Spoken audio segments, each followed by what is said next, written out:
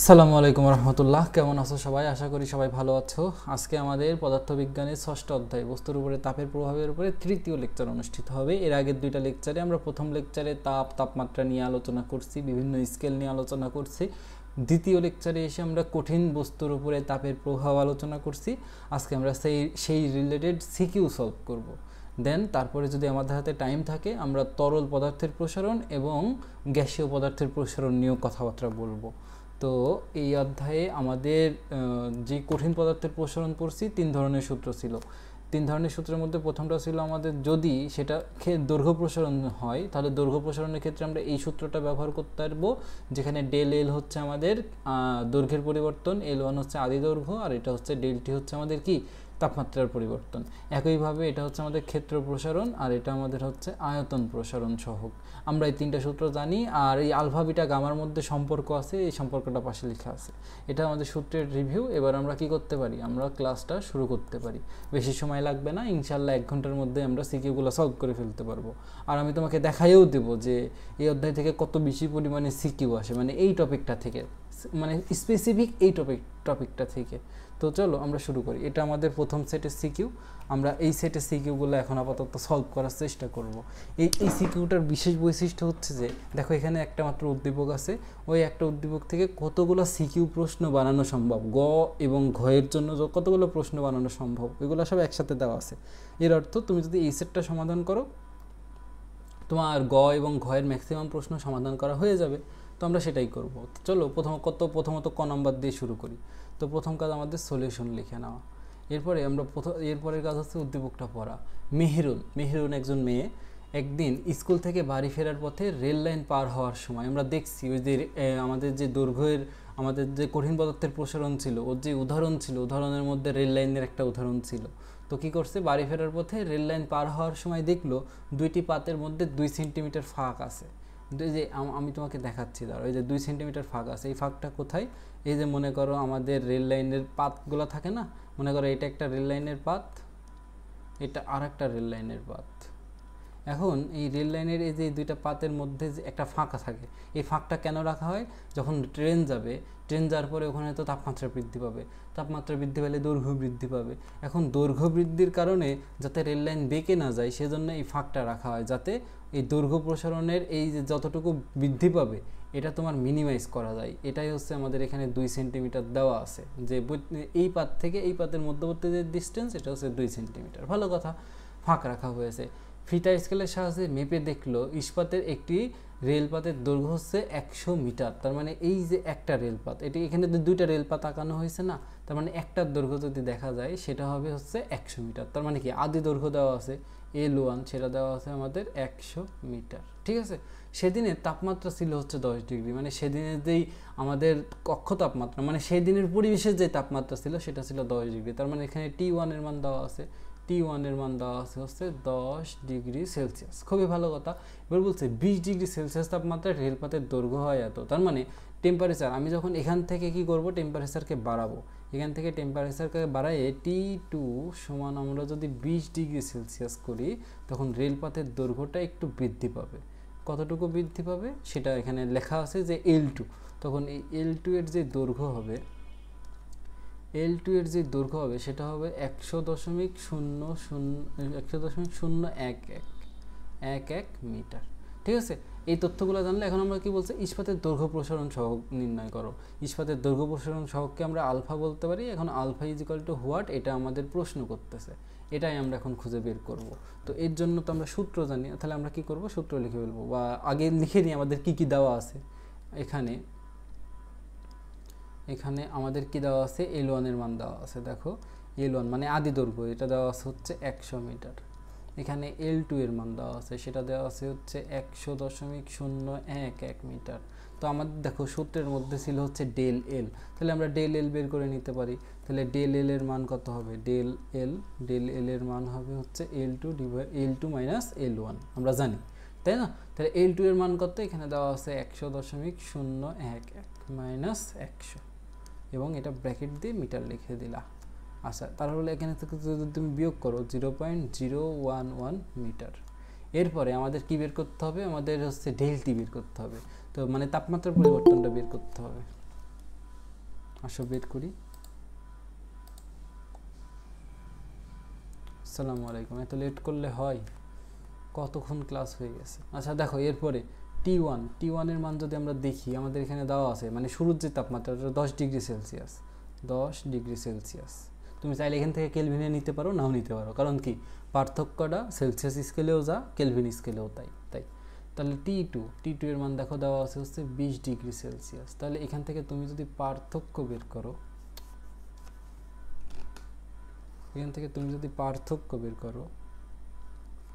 তাহলে সেটাকে ∆T নাম দিবা। ∆T হবে হচ্ছে আমাদের T2 - T1। T2 এর মান কত দেওয়া আছে? T2 এর মান দেওয়া আছে হচ্ছে 20, আর এটার মান দেওয়া আছে 10, ব্র্যাকেট দিয়ে ডিগ্রি সেলসিয়াস, মানে হলো 10 ডিগ্রি সেলসিয়াস, আর এটা হচ্ছে 10 কেলভিন। আমরা জানি যে আমাদের পার্থক্যটা কেলভিন স্কেলেও যা কোনো স্কেলেও তাই। আমাদের কাজ হচ্ছে সবগুলো এককে এসআই এককে রাখা। এসআই এককে কেন রাখবো? যাতে আমাদের অঙ্কতে মানে আর কোনো টেনশন করতে না হয়। তাহলে অঙ্কটা তুমি একদম টেনশন ফ্রি করে আসবে, তোমার উত্তরও টেনশন ফ্রিলি মিলে যাবে। তাহলে এখন আমাদের ইস্পাতের দৈর্ঘ্য প্রসারণ সহগ নির্ণয় করতে বলছে।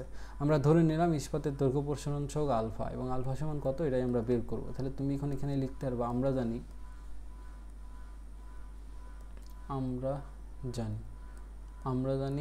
দৈর্ঘ্য প্রসারণ সহগ আলফা সমান ∆L/L1 × ∆T। এটা আমাদের সূত্র। এই সূত্রে এবার মানগুলো বসাই দিব। তাহলে এখান থেকে তুমি আলফার মান বসাই দিবা। আমরা সামনে কিছু ভাবনা চিন্তা করা লাগে এরকম ম্যাথ করব, দেখবা আজকেই করব। তাহলে ∆L এর মান কত দেওয়া আছে? ∆L এর মান দেওয়া আছে 0.011 মিটার। একক লেখার দরকার নেই, একক একদম শেষে যাই লিখবা। আমি তোমাকে বলি আজকে যে ক্লাসটা হচ্ছে এটা খুবই গুরুত্বপূর্ণ। আমি কিন্তু নেক্সট উইকে যে পরীক্ষাটা হবে ম্যাক্সিমাম প্রশ্ন এই লেকচার থেকেই থাকবে। L1 এর মান দেখো দেওয়া আছে হচ্ছে 100, তাহলে এখানে 100 লিখো, আর ∆T এর মান তুমি বের করলা হচ্ছে 10। তাহলে এখান থেকে তুমি আলফার মানটা ক্যালকুলেশন করে ফেলো। আমাকে একটু বলো তো কত আসে। আমি ক্যালকুলেশন করে দাঁড়ো 0.011 ডিভাইডেড বাই 100 ইন্টু 10 যদি ক্যালকুলেশন করো তাহলে আসে হচ্ছে 11 × 10⁻⁶।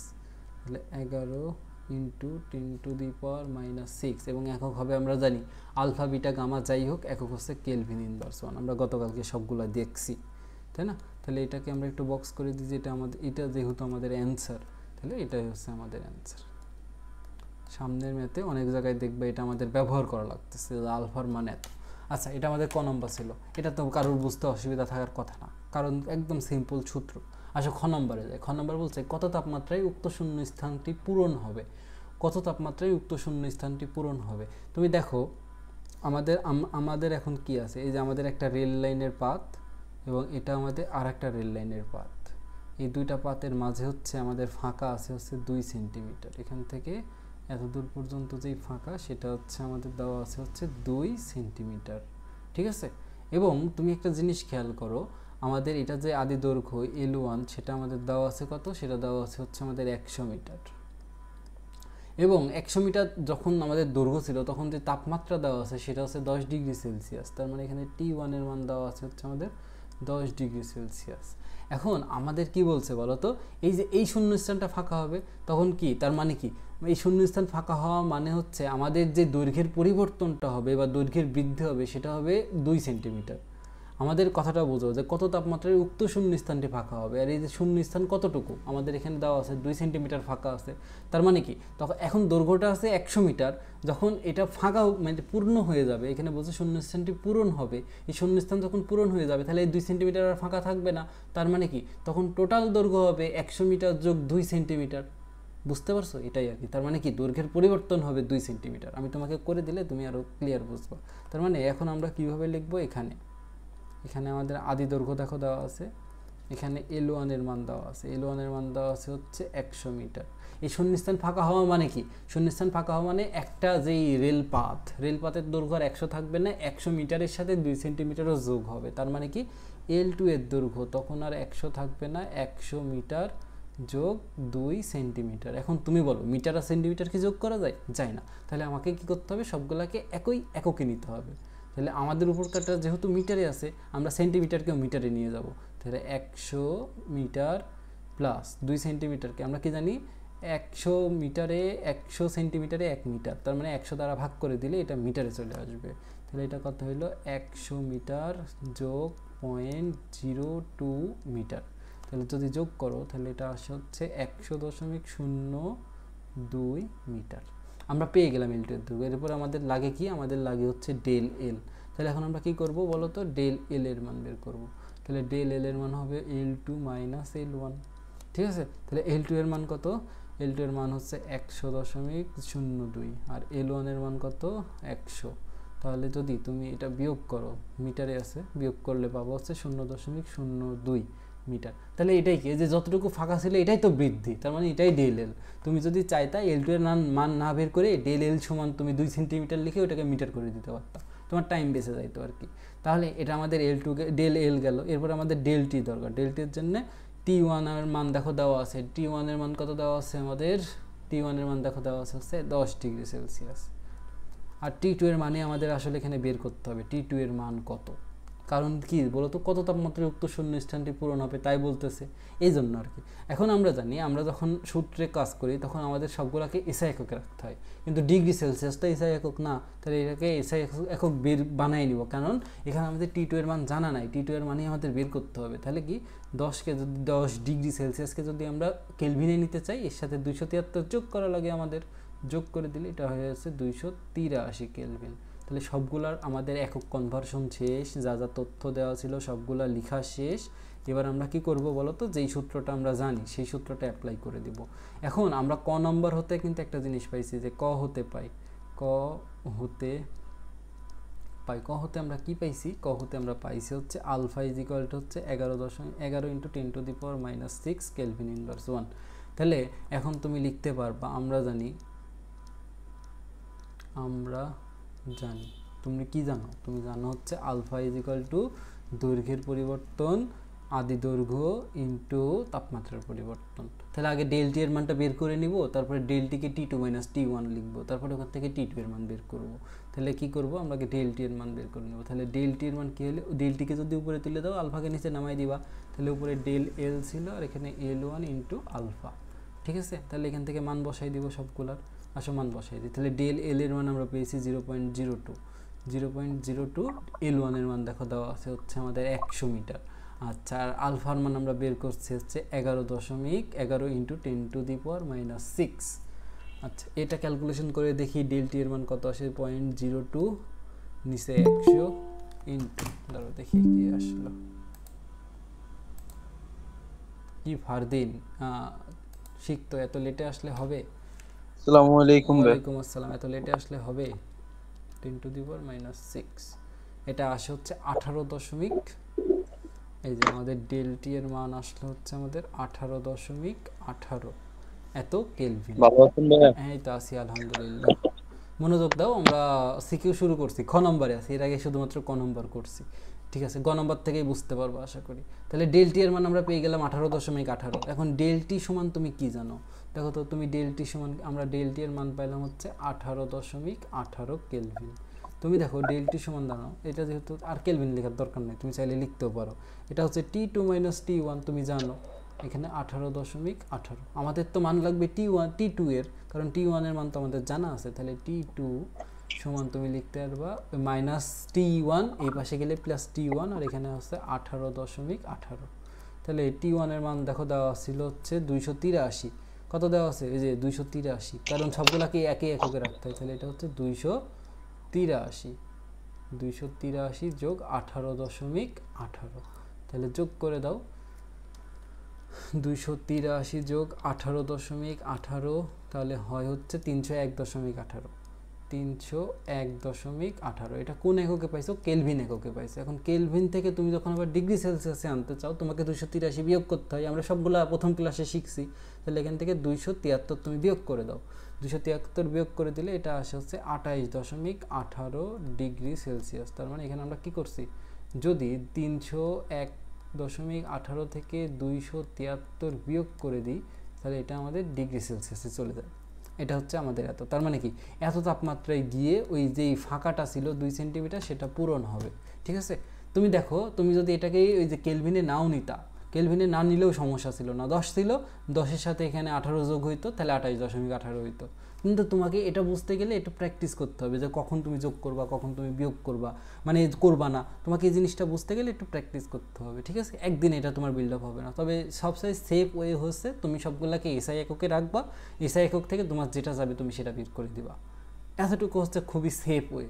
তারপরে তুমি সেফ ওয়েতে করার পরে তুমি যখন বুঝে যাবা তখন তুমি যেভাবে ইচ্ছা সেভাবে অঙ্ককে তুমি নাড়াইতে পারবা, কিন্তু তার আগে চেষ্টা করতে গেলে ভুল হয় আর কি। আমারও অনেকগুলো ট্রায়াল অ্যান্ড এররের মধ্য দিয়ে গেছে। তো ঠিক আছে, এটা আমাদের হচ্ছে কি সেই তাপমাত্রা, যেই তাপমাত্রায় 2 সেন্টিমিটার ফাঁকা স্থান পূরণ হবে। এবার এই তাপমাত্রায়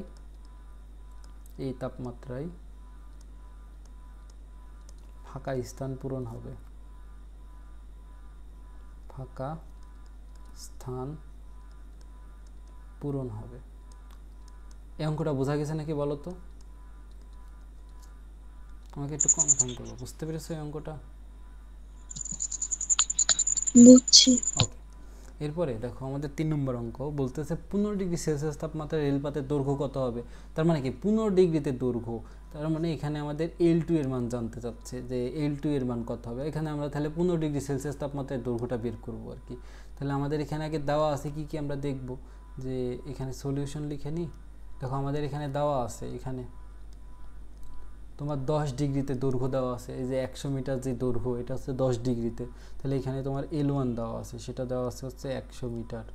এখানে তোমার T1 দেওয়া আছে, সেটা দেওয়া আছে হচ্ছে 10 ডিগ্রি সেলসিয়াস। এবার বলছে 15 ডিগ্রিতে দৈর্ঘ্য কত, তার মানে তোমার T2 দেওয়া আছে, সেটা হচ্ছে 15 ডিগ্রি সেলসিয়াস। আচ্ছা, তাহলে তোমাকে L2 কত এটা জানতে চাচ্ছে। তাহলে তোমার কি, তোমার হচ্ছে ডেল L, তুমি এটা সমান জানো হচ্ছে L2 মাইনাস L1, আর তোমার যে ডেল টি এটা সমান তুমি জানো হচ্ছে T2 মাইনাস T1। তোমার যে জিনিসগুলো আসলে লাগে তুমি সেই জিনিসগুলো লিখে নিলা, তোমার জন্য সুবিধা, ঠিক আছে? এরপরে তোমার কাজ কি, যে সূত্রটা তুমি জানো সেটা অ্যাপ্লাই করবে। এবং ক হতে তুমি একটা জিনিস পেয়েছো, আলফার মান পেয়েছো, সেটা হচ্ছে 11.11 ইন্টু 10⁻⁶ কেলভিন ইনভার্স 1 একক মনে রাখতে হবে। এতটুকু তুমি ক নম্বরের থেকে পেয়েছিলে আলফার মান, এটা হচ্ছে তুমি ক নম্বর হতে পেয়েছো ফ্রম ক, ঠিক আছে? এবার তুমি লিখতে পারো আমরা জানি, তুমি কি জানো, তুমি জানো হচ্ছে আলফা ইজ ইকুয়াল টু দৈর্ঘ্যের পরিবর্তন মানে del L divided by L1 into del t. তাহলে এখান থেকে আমাদের আসলে কি দৈর্ঘ্যের মানে আমাদের ওই যে ফাইনাল যে চূড়ান্ত যে দৈর্ঘ্য L2 বের করতে হবে, আর L2 আছে হচ্ছে ডেল L এর মধ্যে, তাহলে আগে ডেল L এর মানটা বের করে ফেলি। তাহলে ডেল L এর মান হবে এই দুইটা এদিকে গুণ হয়ে যাবে, তাহলে আলফা L1 আর ডেল টি গুণ হবে। তাহলে এবার আমাদের কাজ কি, তিনটাকে গুণ করে দেওয়া, আসো গুণ করি। তাহলে আলফার মান আমরা জানি, আলফার মান হচ্ছে আমাদের 11 ইন্টু 10⁻⁶, L1 এর মান হচ্ছে 100, আর ডেল টি এর মান দেখো আমরা এখনো বের করিনি, তাহলে বের করে নিই। দেখো T2 এর মান হচ্ছে 15 আর এটার মান হচ্ছে 10, তাহলে এটা আসে হচ্ছে 5 ডিগ্রি সেলসিয়াসও যা কেলভিনও তাই, তাহলে একবারে কেলভিন লিখে দিলাম। তাহলে ডেল টি এর মান আমরা পেলাম হচ্ছে 5। তাহলে এবার এখানে ক্যালকুলেশন করে দেখি ডেল L এর মান আমাদের কত আসে। এখানে আমাদের হচ্ছে 11 ইন্টু 10⁻⁶ ইন্টু 100 ইন্টু 5 আসে হচ্ছে আমাদের, এটা আসে কত জানো, এটা আসে হচ্ছে এখানে সাইন্টিফিক ওয়েটে দেখাচ্ছে, সেটা হচ্ছে 5.5 ইন্টু 10⁻⁻3। তার মানে কি দশমিকটাকে 3 ঘর আগায় নিতে হবে, তাহলে 0.0055 এরকম 3 ঘর আগায় নিলাম। এটাই হচ্ছে আমাদের এত মিটার আসবে, কারণ সব এককগুলো মিটারে আছে।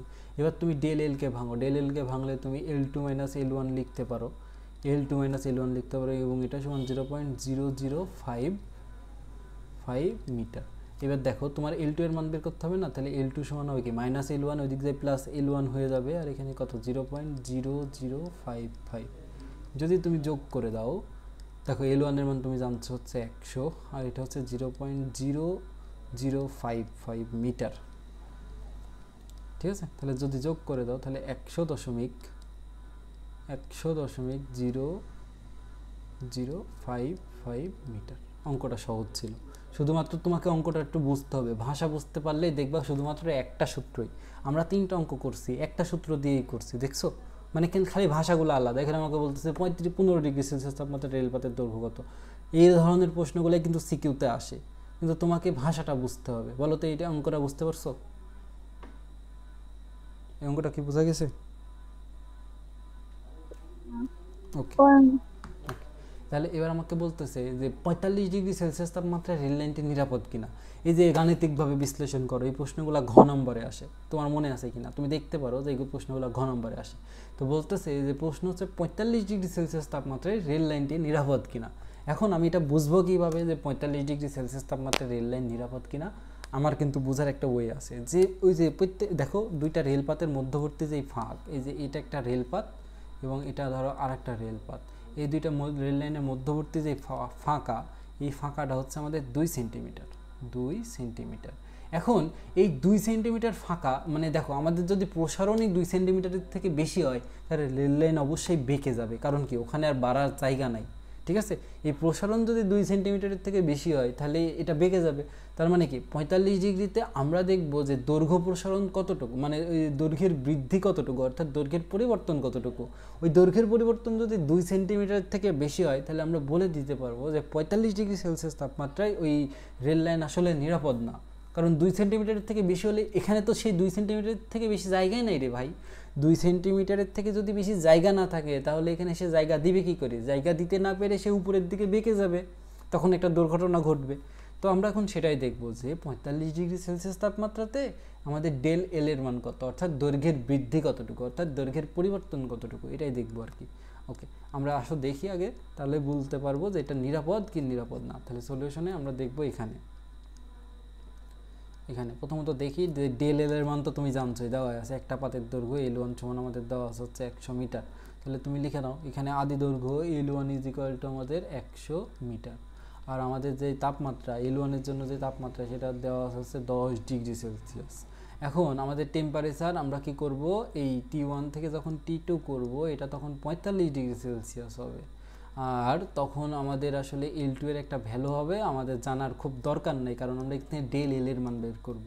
ঠিক আছে, তাহলে আমরা লিখে দিলাম যে আমাদের তখন 45 ডিগ্রি সেলসিয়াসে যে দৈর্ঘ্য হবে তাকে আমরা নাম দিয়ে দিলাম, সেটা হচ্ছে আমাদের L2।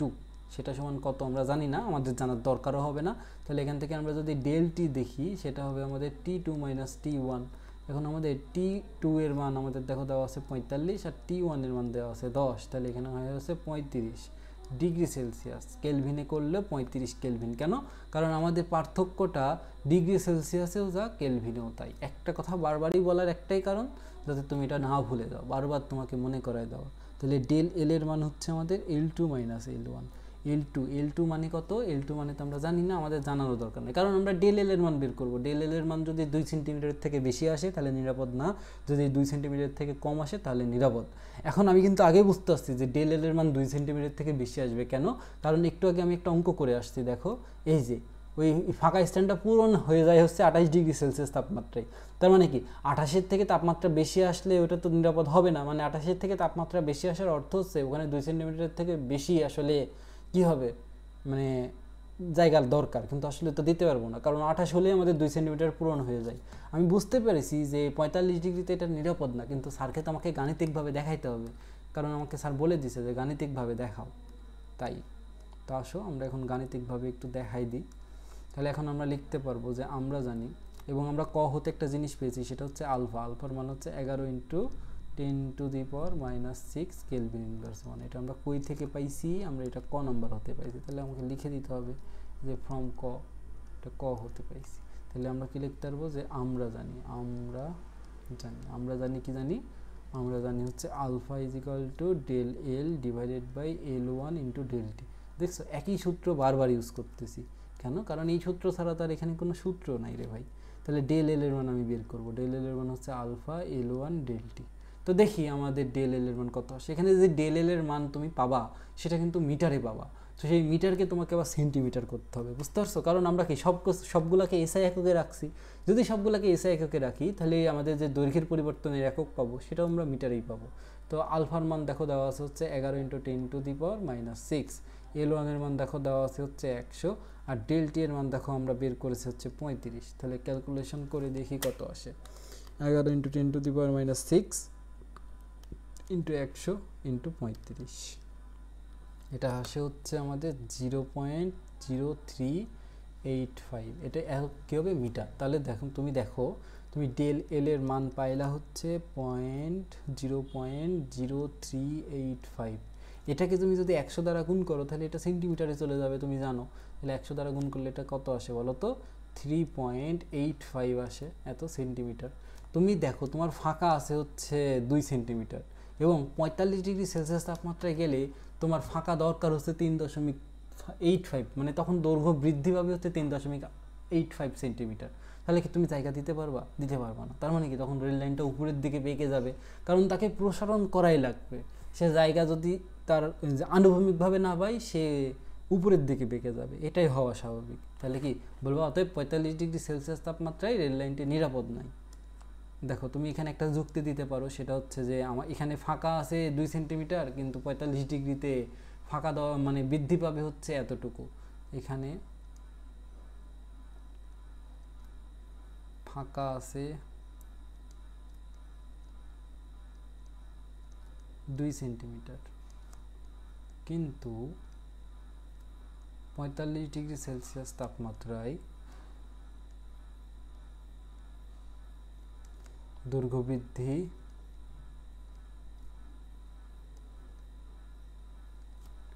3.85 সেন্টিমিটার। অতএব 45 ডিগ্রি সেলসিয়াস তাপমাত্রায় রেল লাইনটি নিরাপদ নয়। রেল লাইনটি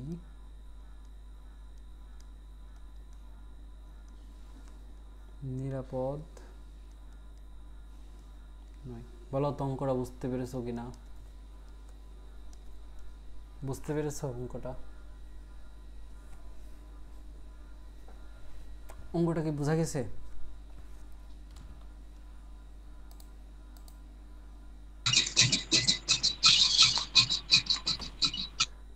ইলহাম, বুঝতে পারছো অঙ্কটা? ইলহাম, বুঝতে পারছো?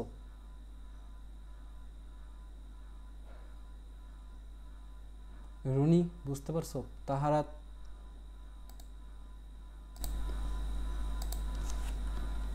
তোমরা কি শুনতে পাচ্ছ আমাকে? আচ্ছা ঠিক আছে। এরপরের অঙ্কটা দেখি আমরা, যে বলতেছে এবার দেখো আমরা দৈর্ঘ্য প্রসারণের 4টা ম্যাথ করে শেষ করে ফেললাম। এবার আমাদের আসতেছে ক্ষেত্রফল। কি বলতেছে? 10 মিটার স্কয়ার ক্ষেত্রফল বিশিষ্ট একটি পাতলা ইস্পাতের বর্গাকার প্লেটের তাপমাত্রা 20 ডিগ্রি সেলসিয়াস বৃদ্ধি করা হলে প্লেটটিকে 10.0044 মিটার স্কয়ার ক্ষেত্রফল বিশিষ্ট একটি কাঠের তক্তার উপরে সমাপাতিত করা যাবে কিনা। এই সমাপাতিত জিনিসটা কি আমি যদি তোমাকে একটু বলি, সমাপাতিত হচ্ছে মানে একটা জিনিস আর একটা জিনিসের উপরে একদম বসে যায়। মানে বসে যাওয়ার ব্যাপারটা কীরকম? মনে করো এটা আমাদের একটা বই, আর একটা বই যদি তুমি নাও, মনে করো এইখানে 2টা বই আছে, এই যে এই বইটা যদি এই বইয়ের উপরে একদম হুবহু বসে যায় এরকম, এটাকে বলে সমাপাতিত। মানে দেখো 2টা বই না, একটা বই আর একটা বইয়ের উপরে যদি এইভাবে একদম বসে যায় সব কিছু, তাহলে এটাকে আমরা বলি হচ্ছে সমাপাতিত। ঠিক আছে? এখন আমাকে দেখতে হবে যে এই যে এখানে 2টা কাহিনী ঘটতেছে। 10 মিটার স্কয়ার ক্ষেত্রফল বিশিষ্ট একটি পাতলা ইস্পাতের বর্গাকার প্লেটের তাপমাত্রা যদি 20 ডিগ্রি বৃদ্ধি করো, তাহলে প্লেটটিকে এত মানে মিটার স্কয়ার ক্ষেত্রফল বিশিষ্ট একটি কাঠের তক্তার উপরে সমাপাতিত করা যাবে কিনা। ওই যে ইস্পাতের পাতের তাপমাত্রা বৃদ্ধি হচ্ছে, তার মানে কি তার ক্ষেত্রফল বৃদ্ধি পাবে। এখন আমি সেটাই দেখব যে ক্ষেত্রফল বৃদ্ধির পরে যে নতুন ক্ষেত্রফল হবে, সেই ক্ষেত্রফলটা এই কাঠের তক্তার ক্ষেত্রফলের সমান কিনা। যদি সমান হয় তাহলে সমাপাতিত করা যাবে, যদি সমান না হয় তাহলে সমাপাতিত করা যাবে না। তাহলে এখন আমাদের দেখো ক্ষেত্রফল নিয়ে কাজ করতে গেলে আমাদের কি প্রয়োজন? আমাদের ক্ষেত্র প্রসারণ সহগ প্রয়োজন। তাহলে ক্ষেত্র প্রসারণ সহগ আমরা কই পাবো?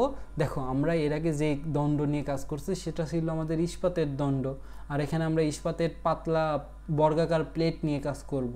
তার মানে কি একই পদার্থ যদি হয় তাহলে আমরা এখানে লিখতে পারবো, এখানে ইস্পাতের প্লেটের ক্ষেত্রে ইস্পাতের ক্ষেত্র প্রসারণ সহগ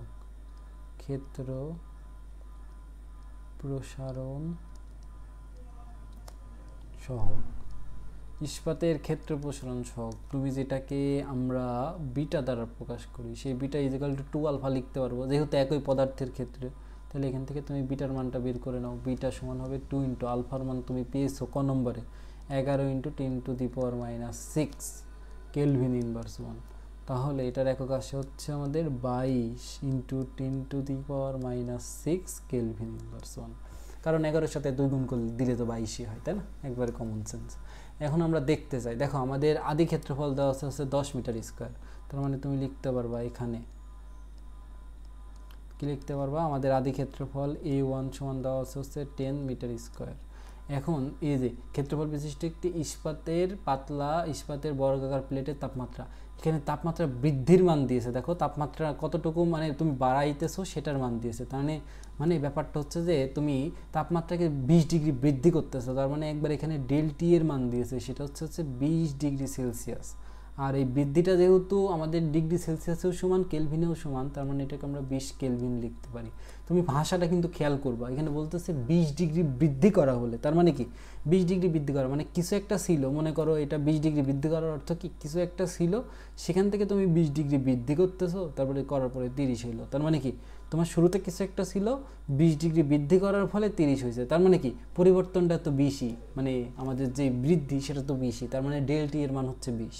এবং এটা যখন হয়েছে তার মানে এখন আমাদের কি বের করতে হবে, আমরা বের করব এখন ডেল এ এর মান।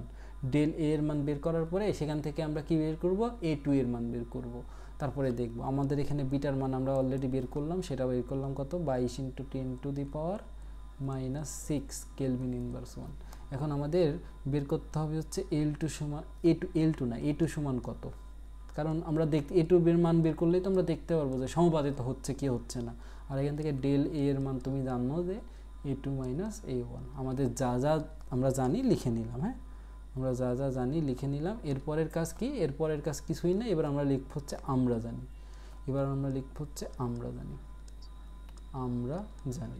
আমরা জানি ক্ষেত্র প্রসারণ সহগের ক্ষেত্রে কি, ক্ষেত্র প্রসারণ সহগের ক্ষেত্রে beta is equal to del A divided by A1 into del টি।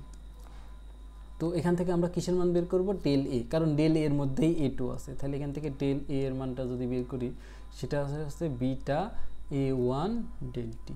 এখন আমার কাজ কি, মান বসায় দেওয়া। তাহলে বিটার মান তুমি জানো 22 ইন্টু 10⁻⁻6, A1 এর মান তো তুমি জানো দেওয়া আছে, সেটা হচ্ছে 10, আর ডেল টি এর মান তো তুমি দেখো যে 20 ডিগ্রি বৃদ্ধি করা হলে, তার মানে ডেল টি এর মান হচ্ছে আমাদের 20। তাহলে ক্যালকুলেশন করো কত আসে, দেখো এটা আসে 22 ইন্টু 10⁻⁻6 ইন্টু 10 ইন্টু 20 যদি করো তাহলে এটা আসে হচ্ছে এই যে আমার ক্যালকুলেটর আমাকে সাইন্টিফিকভাবে দেখাচ্ছে 4.4 ইন্টু 10⁻³ এটাকে যদি এত কী হবে বলো তো, এত মিটার স্কোয়ার হবে। এটাকে নর্মালভাবে প্রকাশ করলে 0.0 দশমিকটা 3 ঘর পিছায় যাবে, তার মানে কত 0.0044 এত মিটার স্কোয়ার। আমি আশা করি বোঝাতে পারছি। তার মানে এটা ডেল এ এর মান। তাহলে ডেল এ সমান তুমি কি লিখতে পারবা, A2 মাইনাস A1 লিখতে পারবা। আর এখানে A2 মাইনাস A1 এটা পাইলা কত 0.0044 মিটার স্কোয়ার। তার মানে এখান থেকে তোমার A2 এর মান লাগবে, তাহলে A2 এর মান হবে কত A1 প্লাস 0.0044 মিটার স্কোয়ার, বা মিটার স্কোয়ার তুমি পরেই লিখলা। A1 এর মান দেখো দেওয়া আছে হচ্ছে 10 প্লাস 0.0044, তাহলে একবারে যদি যোগ করে দাও 10.0044 মিটার স্কোয়ার। তাহলে দেখো তুমি যখন টেম্পারেচারকে 20 ডিগ্রি বাড়াইবা তখন এর ক্ষেত্রফল হবে হচ্ছে 10.0044 মিটার স্কোয়ার। এবং যে কাঠের তক্তা দেওয়া আছে সেই কাঠের তক্তার দেখো ক্ষেত্রফল, দেখো এই যে প্লেটটিকে 10.0044 মিটার স্কোয়ার ক্ষেত্রফল বিশিষ্ট একটি কাঠের তক্তার উপরে সমাপতিত করা যাবে কিনা। এই দেখো তো এই ক্ষেত্রফলটা কাঠের তক্তার ক্ষেত্রফলের সমান না, তার মানে তুমি বলে দিতে পারবা অতএব সমাপতিত করা যাবে। তার মানে এখান থেকে বলা যাবে অতএব কাঠের তক্তার উপরে সমাপতিত করা যাবে, কাঠের তক্তার উপর সমাপতিত করা যাবে,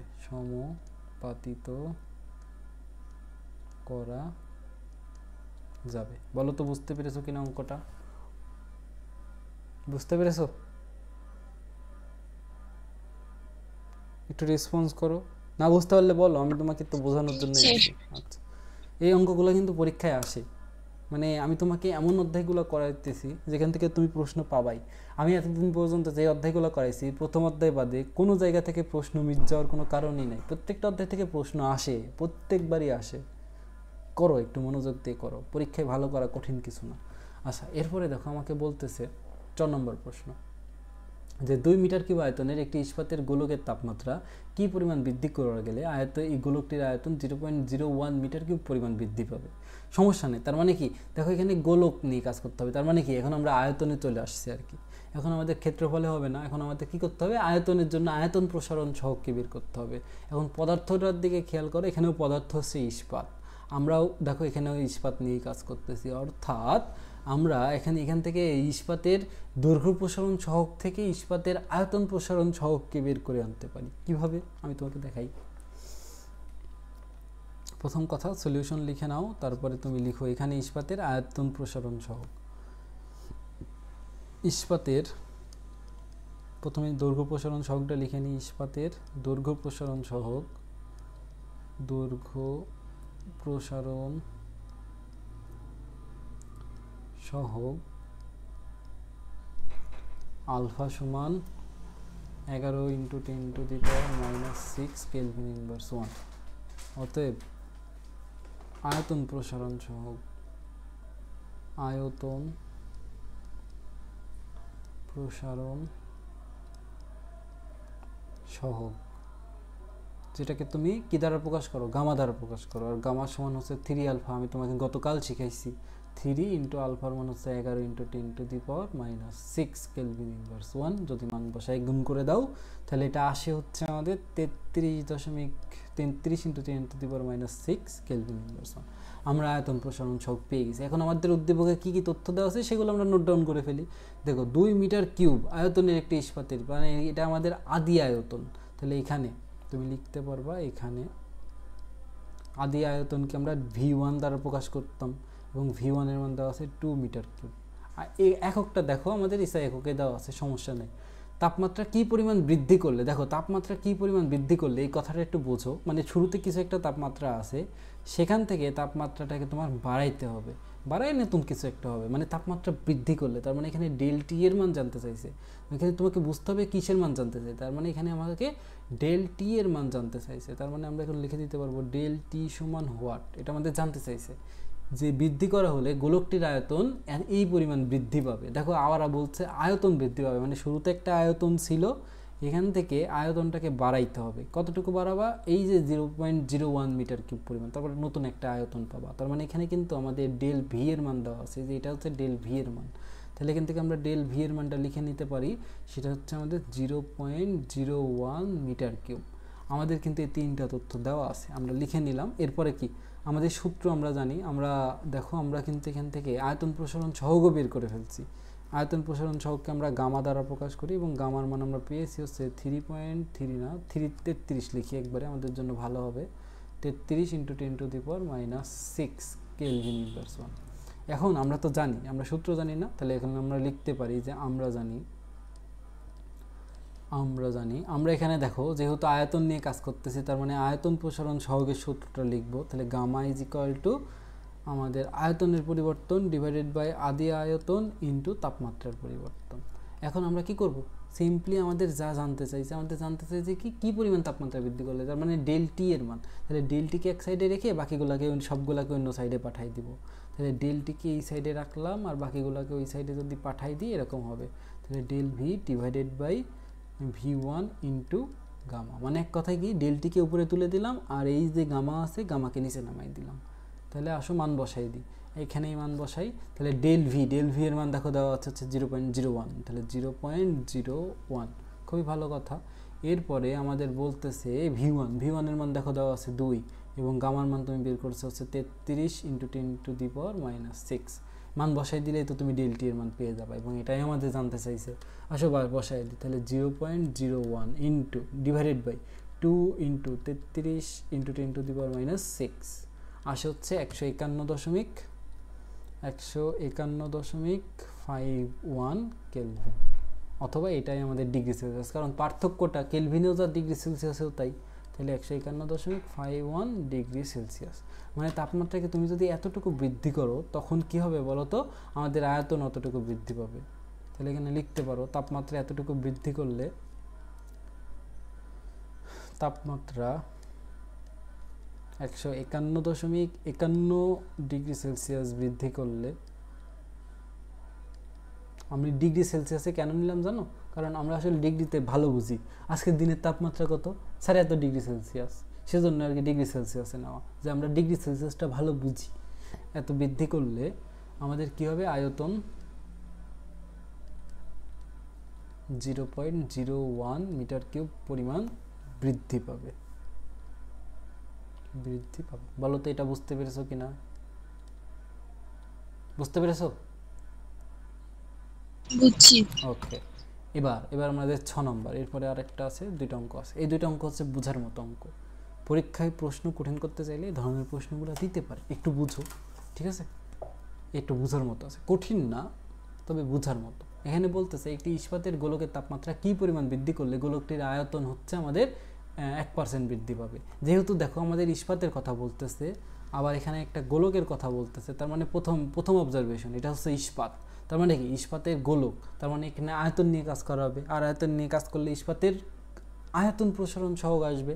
আর ইস্পাতের আয়তন প্রসারণ সহগ গামা সমান, তুমি এর আগের প্রশ্ন থেকে বের করছো, সেটা হচ্ছে 33 × 10⁻⁶ কেলভিন ইনভার্স 1।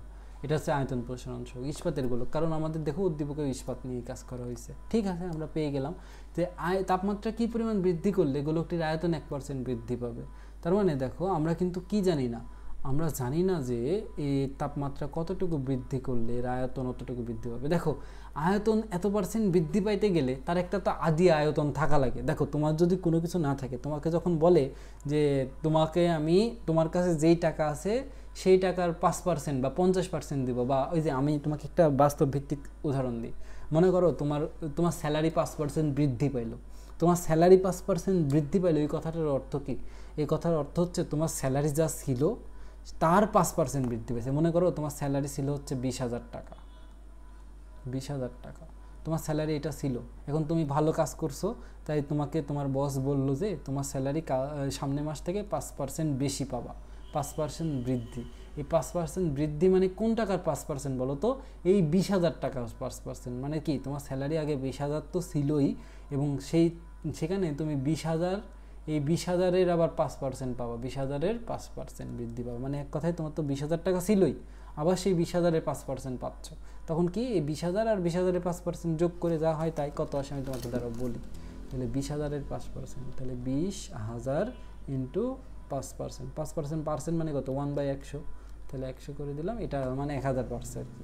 তোমার এখানে 20,000 পাইতা, আর এখানে 20,000-এর 5% মানে 1,000 টাকা। তার মানে কি? তুমি সামনের মাস থেকে 21,000 টাকা স্যালারি পাবা। এই হচ্ছে ব্যাপার, ঠিক আছে? তার মানে বৃদ্ধি ব্যাপারটা বোঝা গেছে। তার মানে কি? দেখো তো, এই যে আমাদের গোলকটির আয়তন বৃদ্ধি বলতেছে, তার মানে কি শুরুর একটা আয়তন থাকা লাগবে না? তাহলে শুরুর আয়তন যেহেতু দেওয়া নাই, আমরা কি করব? শুরুর আয়তনকে ধরে নিব। দেখবা ধরলেও একাই বাদ চলে যাবে। তাহলে ধরি গোলকের আদি আয়তন, গোলকের আদি আয়তন, আয়তনকে আমরা V1 দ্বারা প্রকাশ করি, আদি আয়তন। তার মানে এটা দেওয়া আছে, আমরা V1-ই তো ধরলাম। তাহলে V1 সমান আবার কি লিখবা? তাহলে আমরা গোলকের আদি আয়তনকে V1 ধরলাম, অথবা V1 সমান তুমি V ধরতে পারো, তোমার ইচ্ছা। তার মানে তুমি ধরো V1 সমান V ধরলা, V মিটার কিউব, ভালো কথা। অথবা X মিটার কিউব ধরতে পারো, তোমার যা ইচ্ছা তুমি ধরলা। এবার আমাকে বলতেছে যে আয়তন এতটুকু বৃদ্ধি পাবে। তার মানে কি? আমাদের চূড়ান্ত আয়তন কত হবে বলো তো? চূড়ান্ত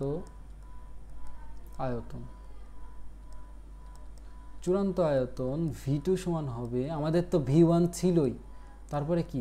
এই V1-এর 1% বৃদ্ধি পাবে। দেখো আমাদের, তুমি ইকুয়েশনটা বোঝার চেষ্টা করো। V1 তো ছিলই, তারপরে V1-এর 1% বৃদ্ধি পাবে, মানে স্যালারি বৃদ্ধির মতোই, যা ছিল তা তো থাকবেই।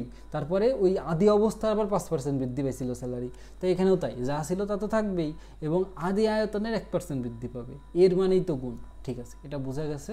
তাহলে এখানে V1 ইন্টু, তাহলে V1-এর মান তো তুমি জানো না, কিন্তু 1%-কে তুমি আবার ভাঙায় লিখতে পারো। তাহলে আমি একটুখানি সুন্দর করে লিখি, V1 প্লাস V1 এর মানেই তো গুণ, তাহলে ইন্টু 1% মানে কত? 1/100। 1 ছিল আর পার্সেন্ট মানে 1/100, আর একের সাথে 1 গুণ করলে তো একই হয়। তার মানে এখানে তুমি পাইলা কত? এখানে V1 প্লাস এই যে 1/100, এটাকে ক্যালকুলেশন করো, 0.01 ইন্টু V1 পাওয়া যায়। তাহলে যোগ করে দিলে এখানে কত পাওয়া যায় জানো? 1 পয়েন্ট, এই যে V1 মনে করো তুমি কমন নিলা, V1 যদি কমন নাও তাহলে এখানে আসে হচ্ছে 1.01। মানে এই দুটো যোগ করবা, মানে আমি যদি আরেকটু ভেঙে লিখি তাহলে 1 যোগ 0.01, তাহলে যদি এবার যোগ করো তাহলে এটা আসে হচ্ছে 1.01 ভি ইন্টু ভি1। তার মানে এটা হচ্ছে আমাদের ভি2 এর মান, এটা আমাদের ভি2 এর মান। এবার আমাদের ডেল ভি এর মান বের করতে হবে, তাই না? এটা আমাদের ডেল ভি এর মান বের করতে হবে। মানে একবার বুঝে গেলে পুরো, তুমি যদি কনসেপ্টটা একবার বুঝে যাও, তোমার কাছে এইসব অঙ্ক আসলে কিছুই মনে হবে না। আমি তোমাকে কনসেপ্টটা বোঝানোরই চেষ্টা করতেছি। এবার এরপরের কাজ কি? এরপরের কাজ হচ্ছে আমাদের ডেল ভি নির্ণয় করা। ডেল ভি হবে হচ্ছে ভি2 মাইনাস ভি1।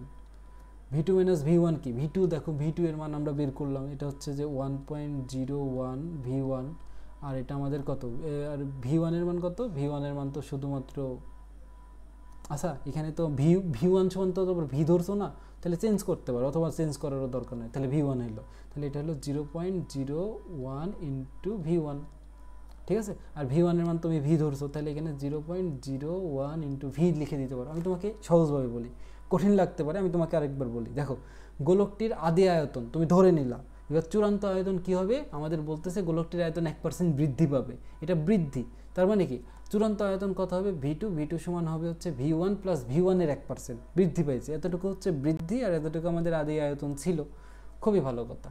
এবার এখান থেকে তুমি এটুকুই ক্যালকুলেশন করতেছো। তুমি যদি ক্যালকুলেশন নাও করো, আরও সহজভাবে করা যায়, আমি সহজভাবে করে দিই। আসো সহজভাবে করে দিই, এত কঠিন করে করি কী হবে, শুধুমাত্র এত কষ্ট করা। আমি তোমাকে সহজভাবে করে দিই আরও। ধরো এটা আমাদের কি? চূড়ান্ত আয়তন। এবার তুমি বলো তো, আমাদের যে আয়তনের পরিবর্তন ওইভাবে করলেও কিন্তু হয়, হ্যাঁ, ওটা একটু বড়, টাইম বেশি লাগে। আমি কেন টাইম বেশি লাগাবো? পরীক্ষায় আমাদের অত টাইম নেই। তাহলে ডেল ভি সমান কি? ভি2 মাইনাস ভি1। তাহলে ভি2 এর মান কত? ভি2 এর মান হচ্ছে ভি1 প্লাস, এখানে ভি1 ইন্টু ভি1 এর 1%, আর এখানে আমাদের কত আছে? আদি আয়তন আমাদের ভি1। তাহলে দেখো তো, এখান থেকে প্লাস ভি1 আর মাইনাস ভি1 কাটাকাটি চলে যায় না? কাটাকাটি যদি চলে যায় তাহলে এখানে থাকে কত? ভি1 এর 1%, তাহলে ভি1 ইন্টু 1%, 1% মানে 1/100, আর ভি1 এর মান কত? ভি, তাহলে ভি ইন্টু 1/100 মানে কত? 0.01, ঠিক আছে? আর একক ধরছিলাম আমরা মিটার কিউব, তাহলে এটা পাইলাম কত? 0.01 ইন্টু ভি, আর এখানে একক হচ্ছে মিটার কিউব। বলো তো বুঝতে পেরেছো কিনা? সবচেয়ে ছোট করে দিলাম আর কি, বুঝতে পেরেছো? ডেল ভি বের করা বুঝতে পেরেছো? মানে আমাদের আয়তনের পরিবর্তন বের করা বুঝতে পেরেছো কি? না বুঝতে পারলে আমাকে একটু বলো। জি। ওকে, আমরা তাহলে ডেল ভি বুঝে গেছি। এখন আমাদের বলতে তাপমাত্রার কি পরিমাণ পরিবর্তন করলে, তার মানে ডেল টি সমান কত? ডেল টি সমান কত, এটা আমাদের বের করতে হবে। এখন আমাদের তো সূত্র একটাই, আমরা তাহলে লিখে ফেলবো। আমরা জানি আয়তন পরিবর্তনের ক্ষেত্রে আমরা আয়তন প্রসারণ সহগ নিয়ে কাজ করি, যেটাকে আমরা গামা বলি। Gamma is equal to del V divided by V one into del t. তাহলে এখন আমাদের এখানে বের করতে হবে কিসের মান? বের করতে হবে হচ্ছে তাপমাত্রা পরিবর্তনের মান। তাহলে ডেল টি এর মান বের করতে হবে। তাহলে ডেল টিকে এক সাইডে রেখে বাকিগুলোকে ওই সাইডে পাঠিয়ে দেবো। Del V divided by V one into gamma. এরপরের কাজ হচ্ছে মান বসায় দেওয়া। আসো মান বসায় দিই। দেখো ডেল টি এর মান তুমি দেখো, ডেল ভি এর মান তুমি বের করলা হচ্ছে 0.01 ইন্টু ভি। ভি1 এর মান কত? ভি1 এর মান হচ্ছে আগে থেকে এই ভি। আর আমাদের গামার মান কত? গামার মান হচ্ছে 33 ইন্টু 10⁻⁶। তুমি এখানে দেখো, তুমি একটু নয়ন খুলে দেখো, এই যে ভি আর ভি কাটা, যখন ভি আর ভি কাটা চলে যায় তাহলে এখান থেকে ডেল টি এর মান পাওয়া যাবে। ডেল টি এর মান কত পাওয়া যাবে? 0.01 ডিভাইডেড বাই 33 ইন্টু 10⁻⁶। এটা পাওয়া যায় হচ্ছে 303.03 এত কেলভিন। এবং যেহেতু পার্থক্যটা কেলভিন এবং ডিগ্রি সেলসিয়াসের সমান, তাহলে 303.03 ডিগ্রি সেলসিয়াসও লেখা যায়। তার মানে কি? এত তাপমাত্রায় এর আয়তনটা 1% বৃদ্ধি পাবে। মানে তাপমাত্রা যদি তুমি এত ডিগ্রি সেলসিয়াস বাড়াও, 303.303 ডিগ্রি সেলসিয়াস বাড়াও, তাহলে ওই গোলকের আয়তন 1% বৃদ্ধি পাবে। বুঝতে পেরেছো? বলো তো বুঝতে পেরেছো কিনা? ওকে, এটা আমাদের গেল। এরপর আমাকে বলতেছে কত তাপমাত্রায় ইস্পাতের ঘনত্ব 0.1% হ্রাস পাবে। এই প্রশ্নটা ইন্টারেস্টিং। একইভাবে আমি তোমাকে করে দিচ্ছি, তুমি দেখো সলিউশন। আমরা পঞ্চম অধ্যায়ে কিন্তু একটা সূত্র দেখে, তোমরা যখন পড়ছো পঞ্চম অধ্যায়, তখন একটা সূত্র ছিল, মনে আছে? যে rho is equal to m by v. এই সূত্রটা মনে আছে নাকি বলো তো? মনে আছে? এই সূত্রটা মনে আছে? মনে আছে কি? আছে। আচ্ছা, যদি মনে থাকে তাহলে তুমি দেখো এখানে আমাদের কি নিয়ে কাজ করতে হবে। আমাদের মানে দেখো, এখন কোনো একটা জিনিসের যদি ভর নির্দিষ্ট হয়ে যায়, মানে তুমি মনে করো তুমি যে ইস্পাতের গোলকটা নিয়ে কাজ করবা, তার ভর নির্দিষ্ট, তাহলে ভরটা কনস্ট্যান্ট। ভর যদি কনস্ট্যান্ট হয় তাহলে তুমি কি একটা সমান আর একটা ধ্রুবক তুলে দিয়ে কি বসাইতে পারো বলো তো? সমান আর একটা ধ্রুবক তুলে দিয়ে কি বসাইতে পারো? সমানুপাতিক চিহ্ন বসাইতে পারো। তাহলে মনে করো এখানে এই যে আমাদের রো ইজ ইকুয়াল টু, আমরা এটাকে এইভাবে লিখতে পারি এম ইন্টু 1/v। তাহলে এখানে এই জিনিসটুকু আমাদের সমান আর ধ্রুবক আমাদের এখন উঠে যাবে। সমান আর ধ্রুবক যদি উঠে যায়, একটা সমানুপাতিক চিহ্ন বসবে, তাহলে 1/v। তাহলে দেখো রো আর ভি এর মধ্যে সম্পর্ক কি? ব্যস্তানুপাতিক সম্পর্ক, কারণ 1/v আছে। আর ব্যস্তানুপাতিক সম্পর্ক মানে কি? একটা যদি বাড়ে আর একটা হচ্ছে কমবে। দেখো আমাদের বলতেছে ইস্পাতের ঘনত্ব 0.1% হ্রাস পাবে। তার মানে কি? ইস্পাতের ঘনত্ব যদি 0.1% হ্রাস পায়, তাহলে ইস্পাতের আয়তন 0.1% বৃদ্ধি পাবে। বুঝতে পারছো কিনা কথাটা? আমি তোমাকে বলি, ব্যস্তানুপাতিক সম্পর্ক মানে হচ্ছে একজনের বাড়লে আর একজনের কমে, একজনের কমলে আর একজনের বাড়ে, এটা হচ্ছে ব্যস্তানুপাতিক সম্পর্ক। এবার আমরা সূত্র কি জানি? Rho is equal to m/v। যেহেতু ইস্পাতের বলের ক্ষেত্রে ওই ইস্পাতের ভরটা নির্দিষ্ট, তাহলে কি আমরা ইস্পাতের ভর একটা কনস্ট্যান্ট এবং সমান চিহ্ন তুলে দিয়ে ওখানে একটা সমানুপাতিক চিহ্ন বসাইতে পারি। আমরা চিহ্ন বসাই দিলাম এবং সেখানে থাকলো কি? Rho is proportional to 1/v।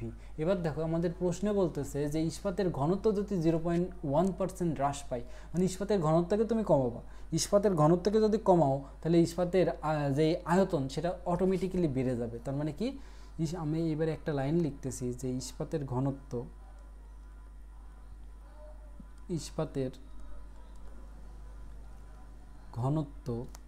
0.1% হ্রাস পাওয়া সমান ইস্পাতের ঘনত্ব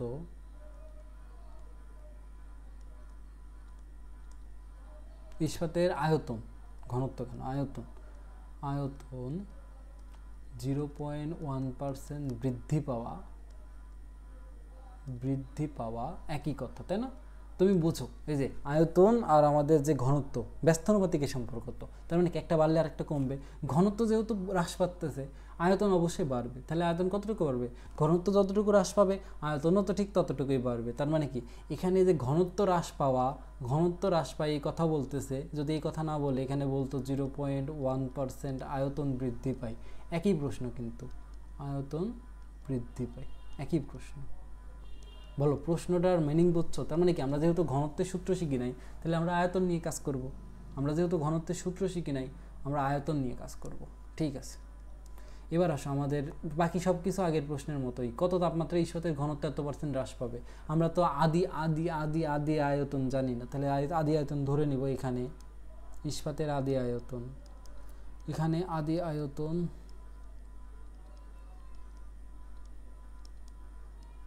তুমি ধরে নিলা V1 = V মিটার কিউব। এখন আমাদের বলতেছে দেখো ঘনত্ব হ্রাস পাই আর আয়তন বৃদ্ধি পায়। আয়তন এতটুকু বৃদ্ধি পাবে, কার এতটুকু বৃদ্ধি পাবে? আদি আয়তনের না। তার মানে কি ডেল ভি এর মান হবে হচ্ছে আমাদের 0.1% অফ V1। এই তো একবারেই লিখলাম, বুঝতেই পারছো, এত কঠিন কিছু না। মানে বৃদ্ধি পাওয়া মানেই কি? ডেল ভি বৃদ্ধি পাচ্ছে বা হ্রাস পাচ্ছে, এটা মানে ডেল ভি বা পরিবর্তন হচ্ছে। বৃদ্ধি পাওয়া মানে কি? একটা কিছু ছিল ওখান থেকে এতটুকু বৃদ্ধি পাই, নতুন কিছু হবে, তাহলে বৃদ্ধিটাই হচ্ছে আমাদের ডেল ভি। তাহলে এটাকে যদি তুমি ক্যালকুলেশন করো, এটা আসে হচ্ছে আমাদের 0.1 আছে, আর পার্সেন্ট মানে 1/100, আর অফ মানে এর, আর এখানে আছে V1, আর V1 মানেই তো ভি, তাহলে শুধু ভি লিখতে পারো, কোনো সমস্যা নেই। তাহলে 1/100 যদি করো, কিছু তো একটা আসে। কত আসে দেখো, যে 0.1/100 যদি তুমি করো, এটা আসে হচ্ছে 1/1000। তার মানে কত আমাদের? এটা হচ্ছে 0.001 ইন্টু ভি। আমরা ডেল ভি এর মান পেয়ে গেছি। এখন আমাদের কি ডেল টি সমান যে কত সেটাই আমাদের বের করতে হবে। ডেল টি সমান কত সেটাই আমাদের বের করতে হবে।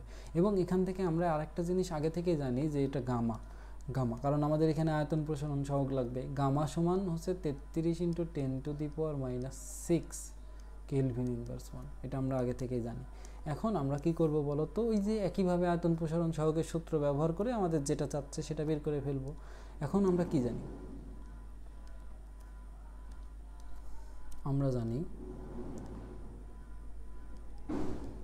আমরা জানি গামা সমান del V divided by V one into del t. দেখছো পুরো ক্লাস কিন্তু একটা সূত্রের উপর দিয়েই চলতেছে।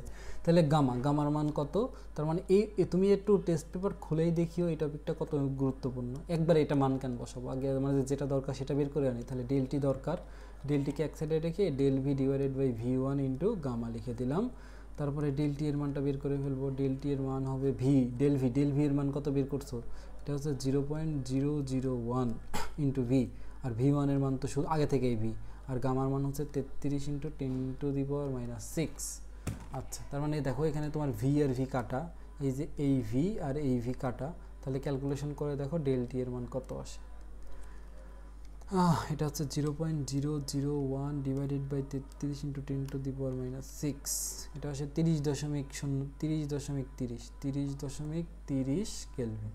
আর পার্থক্যটা কেলভিনেও যা ডিগ্রি সেলসিয়াসেও তাই, তাহলে আমি লিখতে পারবো 30.30 ডিগ্রি সেলসিয়াস। বলো তো এই সেটের অঙ্কগুলো বোঝা গেছে কিনা, এটাই আমাদের অ্যান্সার। পরীক্ষায় যদি এই ধরনের প্রশ্ন দিই পারা যাবে? একটু বলো তো আমাকে, পরীক্ষায় যদি আমি এই ধরনের প্রশ্ন দিই পারা যাবে কিনা? ইলহাম পারা যাবে তো? তাহারাত শিখতো পারা যাবে? আচ্ছা যাই হোক, ইনশাল্লাহ পারা যাবে, আমরা আশা রাখতে পারি ইনশাআল্লাহ পারবো। পারা যাবে। পরীক্ষা দিয়েন স্যার, আপনি পরীক্ষায় দেন না। দেখেন এরপরে আমরা আসি, এবার আমাদের আরেক সেট আছে। এই সেটটা করলে মনে করেন একদম আমরা যত টাইপের অঙ্ক এখান থেকে সম্ভব ছিল সবগুলাই করে ফেলবো আর কি। এই সেটটা আমাদের ওই যে আসলে তারের দৈর্ঘ্য রিলেটেডই, মানে কি দৈর্ঘ্য প্রসারণ নিয়ে আমাদের অঙ্ক, মানে এক কথায় কঠিন পদার্থের প্রসারণ নিয়ে অঙ্ক। আসেন আমরা ক নম্বর দিয়ে শুরু করি। তো আমরা প্রথম কাজ হচ্ছে কি উদ্দীপক পড়া, তারপরে কাজ হচ্ছে প্রশ্নের উত্তর দেওয়া। তিশা তার বাড়ির উঠানে কাপড় শুকানোর জন্য দুইটি খুঁটি পুঁতে, মানে কি করছে তিশা আমি তোমাকে বলি। এই যে মনে করো এই একটা খুঁটি, সে আর একটা খুঁটিও পুঁতছে, ঠিক আছে, এরকম দুইটা খুঁটি সে বাড়ির উঠানে পুঁতছে। খুঁটি পুঁতে কাপড় শুকানোর জন্য তার মাঝে একটি তামার তার বেঁধে দিল, তার মানে এর মাঝে একটা তার বেঁধেছে সে, সেই তারটা হচ্ছে আমাদের তামার তার। মনে করো এরকম একটা তার সে বেঁধেছে, এরকম এরকম মানে তার তো এইভাবেই বাঁধে তাই না, এরকম একটা তার সে এই যে দুইটা খুঁটির মাঝখানে বেঁধে দিয়েছে। তারের টানা অংশের দৈর্ঘ্য হচ্ছে, তারের টানা অংশের যে দৈর্ঘ্য সেটা হচ্ছে যে 10.0055 মিটার। সেদিনের তাপমাত্রা ছিল 38 ডিগ্রি সেলসিয়াস। খুবই ভালো কথা, শীতকালে একদিন বায়ুর তাপমাত্রা 5 ডিগ্রি সেলসিয়াস হওয়ায় তারটি ছিঁড়ে গেল। তাহলে খুঁটির মধ্যবর্তী দূরত্ব যদি এই যে 10.005 মিটার হয়, তাহলে তামার দৈর্ঘ্য প্রসারণ সহগ এত। আচ্ছা আমাদের এখানে আমি তোমাকে আবার ভালো করে পড়ে দিই। তিশা তার বাড়ির উঠানে একটা যে দুইটা খুঁটি পুঁতছে, খুঁটির মাঝখানে তার লাগাইছে, এই যে তারের টানা অংশের দৈর্ঘ্য হচ্ছে এত। তার মানে কি তারটা নিচের দিকে এরকম স্যাগিং নাই, মানে ঝুলে নাই, তারটা একদম টান টান আছে। মানে তার যদি একদম টান টান থাকে তাহলে তারটা কেমন দেখতে দেখাবে বলো তো, এই যে এরকম দেখতে দেখাবে, এরকম ঝুলে নাই, তারটা আছে এইরকম একদম টান টান। টান টান অংশের দৈর্ঘ্যটা আমাদের আসলে এখানে দেওয়া আছে, এই একদম টান টান অবস্থায় আছে। তো সেদিনের তাপমাত্রা ছিল হচ্ছে এত।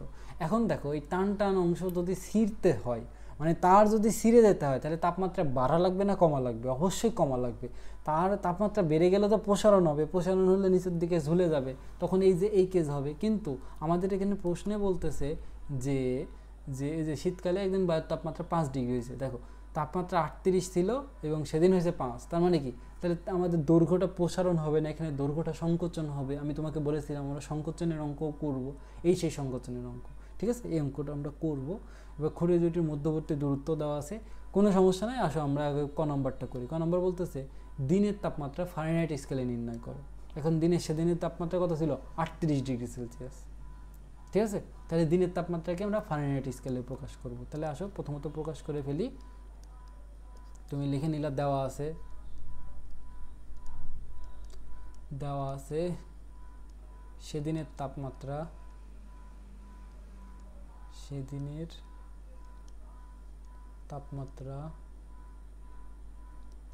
38 ডিগ্রি সেলসিয়াস। তাহলে এখন তুমি কি বলতে পারবা? আমরা জানি কি জানো বলো তো, c/5 is equal to f minus 32 divided by 9।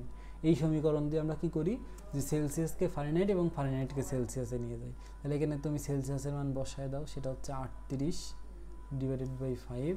তাহলে এখান থেকে তুমি ওই যে ফারেনহাইটের মানটা পেয়ে যাবা, f মাইনাস 32 ডিভাইডেড বাই 9। তাহলে এক কথায় তুমি কি করবা বলো তো, এই যে 9কে দিকে গুণ করে দিবা, তারপরে কি মাইনাস 32 করে পাশে বা যোগ প্লাস করে দিবা, করে দিলে এফের মান পাবো। আমি তোমাকে একবারেই লিখে দিই, 38 divided by 5 is equal to f minus 32 divided by 9 যদি দাও, তাহলে এটা তুমি সলিউশন পাবা হচ্ছে 100.4। তাহলে এফের মান তুমি পাবা হচ্ছে 100.4 ডিগ্রি ফারেনহাইট।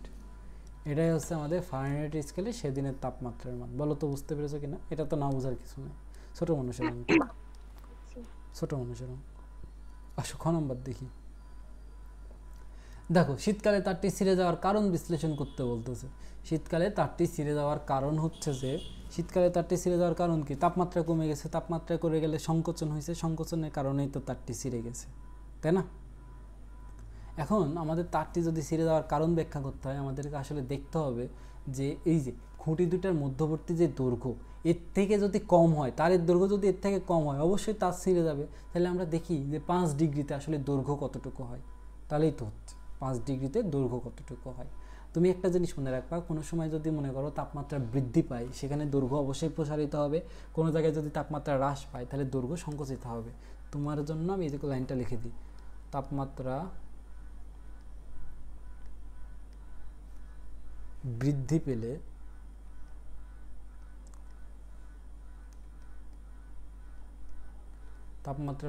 পেলে কি হবে বলো তো, দৈর্ঘ্য প্রসারণ।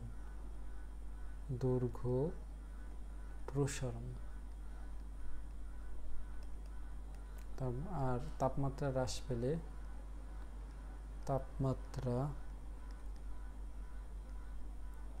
পেলে কি হয়, দৈর্ঘ্য সংকোচন।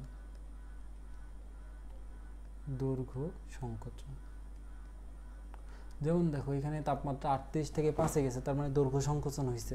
তো আসো আমরা সেটা বের করি আর কি। তাহলে প্রথমত সলিউশন লিখে নিই। দেখো আগে তাহলে প্রথমে যে কন্ডিশন ছিল সেটা লিখি, এখানে L1 এর মানটা লিখে ফেলি। আমাদের দেখো L1 এর মান আমাদের দেওয়া আছে, যে আমাদের তারের টানা অংশের দৈর্ঘ্য দেওয়া আছে, এটা হচ্ছে আমাদের L1 এর মান, কারণ এটা আমাদের স্বাভাবিক অবস্থার মান। সেটা হচ্ছে কত, 10.0055 মিটার। খুবই ভালো কথা। এবং সেদিনের তাপমাত্রা T1 এর মান দেওয়া আছে, সেটার মান দেওয়া আছে হচ্ছে 38 ডিগ্রি সেলসিয়াস।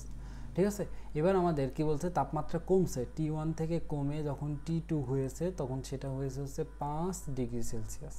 ঠিক আছে, তাহলে এখন তুমি ডেলটির মান কি জানো, ডেলটির মান জানো এক কথায় T2 মাইনাস T1, তাই না? T2 মাইনাস T1 আমরা আমাদের কনসেপ্ট ঠিক রাখি, একাই মিলে যাবে। সেটা হচ্ছে শেষ মাইনাস আদি। তাহলে দেখো, শেষ আমাদের ছিল 5 আর আদিতে ছিল হচ্ছে 38। তাহলে যদি তুমি বিয়োগ করো, তাহলে মাইনাস মান পাবা, সেটা কত, 5 মাইনাস 38 যদি করো, এটা করলে কত আসে, -33। তাহলে এখানে আসছে -33 ডিগ্রি সেলসিয়াস, এবং এটাকে আমরা বলতে পারবো -33 কেলভিন। মাইনাস রেখে দিলাম, আমাদের সমস্যা নেই। আচ্ছা, এটা আমাদের ডেলটি গেল। আমাদের আর কিসের দরকার, ছিঁড়ে দেওয়ার কারণ। তার মানে আমরা দেখতে চাচ্ছি L2 এর মান কত, তাই না? তার মানে কি, আমরা এখন দেখতে চাই হচ্ছে L2 সমান কত। আর আমরা জানি কি, ডেল L সমান আমাদের হচ্ছে L2 মাইনাস L1। খুবই ভালো কথা। এবার আমাদের কি দরকার, তামার দৈর্ঘ্য প্রসারণ সহগ। এখানে দেখো প্রশ্নে দেওয়া আছে তামার দৈর্ঘ্য প্রসারণ সহগ, সেটা কত, আলফা ইজ ইকুয়াল টু, আমাদের তামার দৈর্ঘ্য প্রসারণ সহগ দেওয়া আছে, সেটা হচ্ছে যে 16.7 ইন্টু 10⁻⁻6 কেলভিন ইনভার্স 1। এবার এই মানগুলো সূত্রে বসাই দিব। সূত্র তো আমাদের একটাই, তাই না? সূত্রে বসাই দিয়ে আমরা কিসের মান বের করব, আমরা বের করব হচ্ছে এই যে আমাদের L2 এর মান। আমরা জানি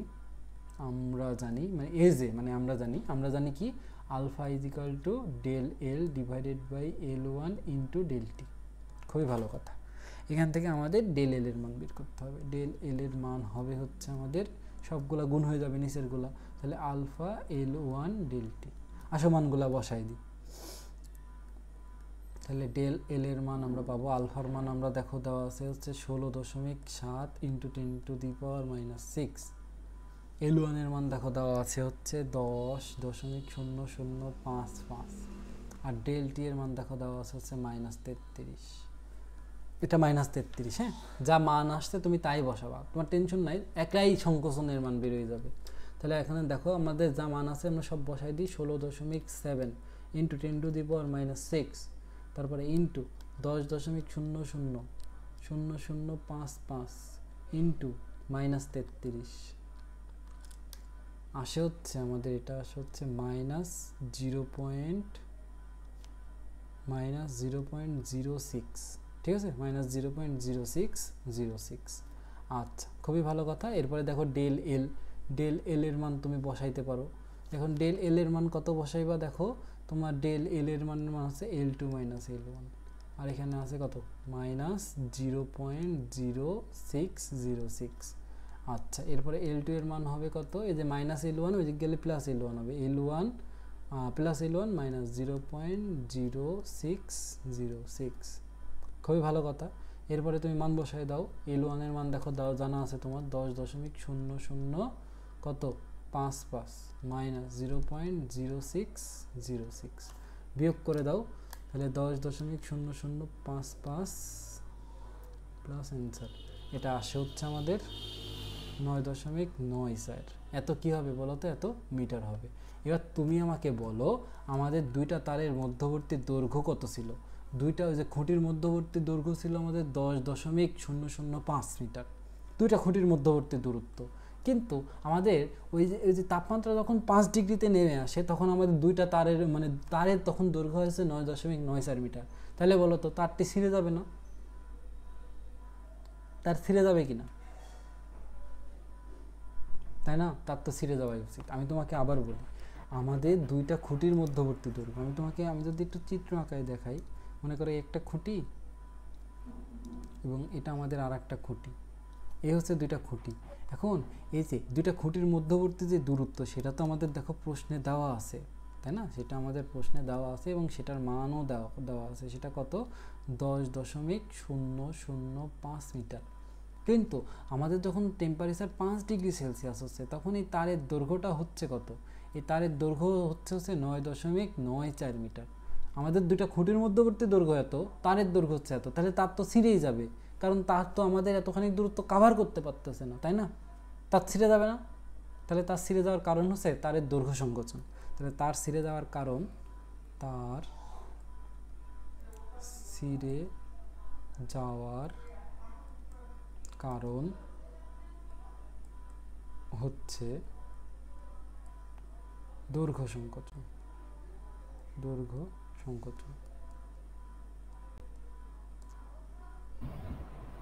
বুঝতে পেরেছো কি? অঙ্কটা বোঝা গেছে? হ্যাঁ, ঠিক আছে, অঙ্ক বোঝা গেছে। এরপরের অঙ্ক, এবার তুমি দেখো, আমার বলছে তিশা যদি তামার পরিবর্তে ইস্পাতের তার ব্যবহার করতো তাহলে উক্ত তাপমাত্রায় তারটি ছিঁড়ত কিনা। এখন দেখো, তামার পরিবর্তে ইস্পাতের তার ব্যবহার করলে যেটা পরিবর্তন হবে সেটা হচ্ছে আলফার মান পরিবর্তন হবে। তামার তারের ক্ষেত্রে আলফার মান তোমার দেওয়া আছে, আর ইস্পাতের তারের ক্ষেত্রে তুমি আলফার মান ওই যে 1 নম্বর প্রশ্নে বের করছিলা 11 × 10⁻⁶, প্রশ্নে তোমাকে দেওয়া থাকবে, এগুলো নিয়ে তোমার টেনশন করার দরকার নেই। তখন তোমার সব কিছু সেম থাকবে, তুমি শুধু আলফার মান এটা ব্যবহার করে দেখবা যে তোমার ওখানে L2 এর মান কত আসে। আমি তোমার এটা HW দিতাম, আগের অঙ্কের মতো সব সেম, তুমি শুধু তামার তারের পরিবর্তে ইস্পাতের তার ব্যবহার করবো। অর্থাৎ তুমি আলফার মানটা এই যে 16.7 × 10⁻⁶ এর জায়গায় 11 × 10⁻⁶ ব্যবহার করবা, করে L2 এর মান ব্যবহার করবা। এখানে যেভাবে আমি বের করছি আর কি, এভাবে ব্যবহার করে L2 এর মান বের করবা। তুমি দেখবা যে সেটা আমাদের কত আসে, দুইটা খুঁটির মধ্যবর্তী দৈর্ঘ্যের থেকে বেশি আসে না কম আসে। দুইটা খুঁটির মধ্যবর্তী দৈর্ঘ্যের থেকে যদি বেশি আসে তাহলে ছিঁড়বে না, আর যদি দুইটা খুঁটির মধ্যবর্তী দৈর্ঘ্যের তুলনায় কম আসে তাহলে ছিঁড়ে যাবে। তার মানে কি, এখানেও ছিঁড়ে যেত, কারণ তখন তুমি দৈর্ঘ্যটা পাইতে হচ্ছে 10.0016, এটা পাইলেও তো ছিঁড়ে যাওয়ারই কথা। ঠিক আছে, আমি বুঝতে পারছি, এটা তুমি পারবা ইনশাল্লাহ, এটা না পারার মতো কিচ্ছু নাই এখানে। তোমার এটা HW থাকলো, পরীক্ষায় কিন্তু অঙ্ক দিতে পারি আমি, ঠিক আছে, একটু কইরো। আচ্ছা, এরপরে আমাদের আর কয়টা অঙ্ক আছে, 3টা অঙ্ক আছে, একটু যদি শেষ করে দিই, হ্যাঁ, কারণ এটা আর বাধাই রাখবো না, এটা শেষ করে আমি নেক্সট উইকে এটার উপরে পরীক্ষা দেবো। 3টা অঙ্ক আছে, একটু বুঝে নাও, এখানে আর কঠিন কিছু নাই। দেখো এবার ছিঁড়ে গেল, যে তারটা তোমার ছিঁড়ে গেল, এই ছিঁড়ে যাওয়া তারটি খুঁটির গোড়া থেকে খুলে 4 মিটার এবং 6 মিটার দৈর্ঘ্যের দুইটা টুকরায় বিভক্ত করলা। ঠিক আছে, তারটি ছিঁড়ে যায়, তো তারকে তুমি কি করলা, 6 মিটার 4 মিটার এবং 6 মিটার টুকরায় বিভক্ত করলা। 4 মিটার দৈর্ঘ্যের টুকরা দিয়ে একটি বর্গাকার বৃত্তাকার রিং, মানে এটা হচ্ছে একটা বৃত্তাকার রিং 4 মিটার যে দৈর্ঘ্য সেটা দিয়ে বৃত্তাকার রিং বানাইছো এবং 6 মিটার যে দৈর্ঘ্য সেটা দিয়ে একটা বর্গ বানাইছো। তাহলে রিংটির ভিতরে ফাঁকা অংশের ক্ষেত্রফল নির্ণয় করো। এটা হচ্ছে আমাদের পরিমিতির অংশ আর কি। এই যে 4 মিটার যে 4 মিটার যে তার ছিল, এটা দিয়ে বৃত্তাকার রিং বানাইছো না, তার মানে এটা হচ্ছে এরকম একটা রিং বানাইছো। তার মানে আমি তোমাকে দেখাই, এখান থেকে শুরু করে এই পুরা যে তারের দৈর্ঘ্য সেটা হচ্ছে বৃত্তাকার, মানে 4 মিটার। যদি তাই হয় তাহলে এখানে তুমি কি জানো, কেন্দ্র থেকে পরিধি পর্যন্ত যে দূরত্ব সেটা যদি ব্যাসার্ধ আর হয়, কেন্দ্র থেকে পরিধি পর্যন্ত যে দূরত্ব সেটা যদি ব্যাসার্ধ আর হয়, তাহলে পরিধি হচ্ছে 2πr এবং সেটা সমান এখানে হবে 4 মিটার। তাহলে এখান থেকে তুমি কি করবা বলো তো, এখান থেকে তুমি আর এর মান বের করবা, সেটা হবে 4/2π। তারপরে কি ক্ষেত্রফল বের করতে বলছে না, তাহলে ক্ষেত্রফল সমান কত লিখবা তুমি বলো তো, ক্ষেত্রফল সমান লিখবো হচ্ছে πr স্কয়ার। তাহলে পায়ের মান হচ্ছে 3.1416 আর এর মান কত, এই যে 4/2π এবং হোল স্কয়ার। এখান থেকে তুমি মান বের করে ফেলবা, মান বের করলে যা পাবা এই এত মিটার স্কয়ার। এটাই হচ্ছে আমাদের কি, রিংটির ভেতরের ফাঁকা অংশের ক্ষেত্রফল। বলো তো এটা পারা যাবে না? পারা যাবে, এটা তোমার HW থাকবে। ঠিক আছে, এটা নিজে বাড়িতে করবা। তাহলে প্রথম কথা, এটা আমাদের পরিমিতির অংশের অঙ্ক কিন্তু। এরপরে রিংটি বর্গের মধ্যে দিয়ে ঢুকে যাবে কিনা। আচ্ছা আমি তোমাকে বলি, রিংটি বর্গের মধ্যে দিয়ে ঢুকে যাইতে হলে তোমাকে কি করতে হবে, কি বের করতে হবে বলো তো? তোমাকে বের করতে হবে এই যে এই রিংয়ের যে ব্যাস, এই রিংটিকে বর্গের মধ্যে দিয়ে ঢুকতে গেলে এই রিংয়ের যে ব্যাস আর এই যে এর যে কর্ণের দৈর্ঘ্য, আমি তোমাকে একটু এই পাশে আঁকায় দেখাই। মনে করো এটা আমাদের একটা বৃত্ত এবং এটা আমাদের একটা বর্গ। ঠিক আছে, এই বৃত্তে বর্গের মধ্যে দিয়ে কখন ঢুকবে, এই বৃত্তে বর্গের মধ্যে দিয়ে তখনই ঢুকবে এই দেখো এই রিংটা আমাকে বলতেছে কি বলতো, রিংটিকে বর্গের মধ্যে দিয়ে ঢুকানো যাবে কিনা। তার মানে তো উল্টা, সরি রে ভাই, সরি। তার মানে এইটাকে আমরা রিংকেই ঢুকাবো। এই রিংকে বর্গের মধ্যে দিয়ে ঢুকাতে হলে আমাকে কি করতে হবে, আমি তোমাকে একটু দেখাই। তার সরি, মিস্টেক। দেখো আমাদের প্রথমে রিং আঁকাই, তারপরে বর্গ আঁকাই। মনে করো এটা আমাদের বর্গ, তারপরে এটা আমাদের হচ্ছে রিং। একটা রিংকে একটা বর্গের মধ্যে দিয়ে ঢুকাবা তুমি, একটা রিংকে একটা বর্গের মধ্যে তুমি যদি ঢুকাইতে চাও তাহলে তোমার আসলে কি করতে হবে, আমি তোমাকে একটু ভালো করে আঁকাই দেখাই।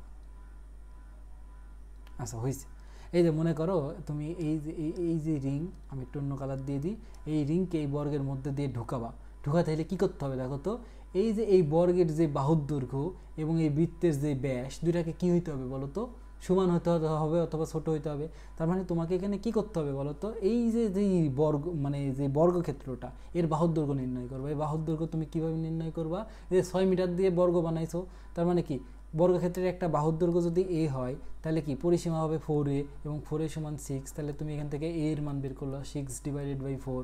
আর এখান থেকে তুমি বৃত্তের ব্যাসার্ধ তো তুমি আর জানো, এবং আর থেকে তুমি কি করবা, আর সমান তুমি কি জানো, আর সমান জানো হচ্ছে d/2, মানে আর সমান তো এটা জানো। তাহলে এখান থেকে তুমি d এর মান বের করবা, d এর মান হবে কত 2r। তাহলে এখান থেকে তুমি ব্যাসও বের করবা। তার মানে কি তুমি বের করবা হচ্ছে বৃত্তের ব্যাস এবং আমাদের বর্গের বাহুর দৈর্ঘ্য। যদি দুইটা সমান হয় অথবা ছোট হয় তাহলে ঢুকে যাবে, যদি বড় হয় তাহলে ঢুকবে না। তার মানে কি তুমি বের করে দেখবা যে ছোট হয়েছে অথবা সমান হয়েছে, তার মানে ঢুকে যাবে। ঠিক আছে, এটা ঢুকে যাবে, এটার অ্যান্সার হচ্ছে ঢুকে যাবে। তুমি এটা বের করবা নিজে নিজে, ঢুকে যাবে। আমি তোমাকে আরেকবার বলে দিই, কঠিন না। রিংটিকে বর্গের মধ্যে দিয়ে ঢুকানো যাবে কিনা, বর্গের মধ্যে দিয়ে ঢুকানোর শর্ত একটাই, সেটা হচ্ছে যে আমি শর্তটা তোমাকে লিখে দিই। শর্ত হচ্ছে যে বর্গের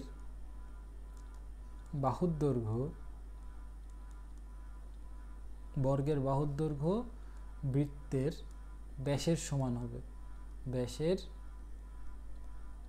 সমান বা ছোট, সমান বা ছোট হলে ঢুকবে, না হলে ঢুকবে না। এই শর্ত দিয়ে করবা, এটা তোমাদের HW থাকলে। এবার বলো বর্গটিকে রিংয়ের মধ্যে দিয়ে ঢোকানো যাবে কিনা। তার মানে এটা উল্টা। তার মানে কি তুমি এখন রিং আগে আঁকাবা আর এর ভিতরে তারপরে বর্গ আঁকাবা, এর ভিতরে তারপরে বর্গ আঁকাবা, তারপরে তুমি তুমি তুমি চেক দিবা যে ওই ঢুকবে কিনা। এটা ঢোকার শর্ত কি, এখানে এটা ঢোকার শর্ত হবে যে বর্গের যে কর্ণের দৈর্ঘ্য সেটা বৃত্তের ব্যাসের সমান হবে। এই ক্ষেত্রে শর্ত হচ্ছে যে বর্গের কর্ণের দৈর্ঘ্য বুঝতেই পারছো, বর্গের কর্ণের দৈর্ঘ্য চিত্রকালেই বোঝা যায় আর কি। বর্গের কর্ণের দৈর্ঘ্য আমাদের কি হবে, বৃত্তের ব্যাসের সমান, বৃত্তের ব্যাসের সমান। বর্গের কর্ণের দৈর্ঘ্য যদি বৃত্তের ব্যাসের সমান হয়, অথবা বর্গের কর্ণের দৈর্ঘ্য যদি বৃত্তের ব্যাসের থেকে একটু ছোট হয়, তাহলেও তো বর্গটা বৃত্তের মধ্যে দিয়ে ঢুকে যাবে। তো তুমি এটা বের করবা, তুমি এটা বের করে দেখবা যে এটা আসলে ঢুকানো যাবে না।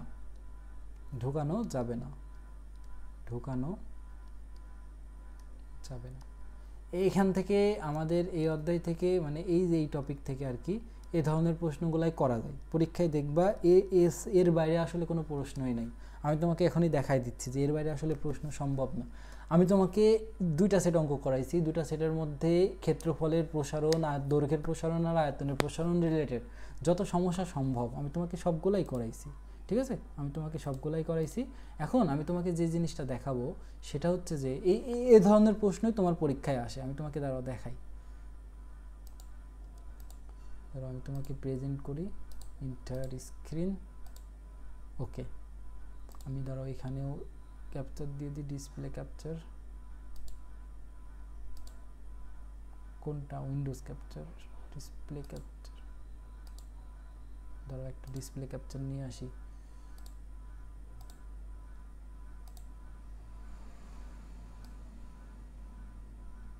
আচ্ছা দেখো, আমি তোমাকে যদি একটু দেখাইতে চাই,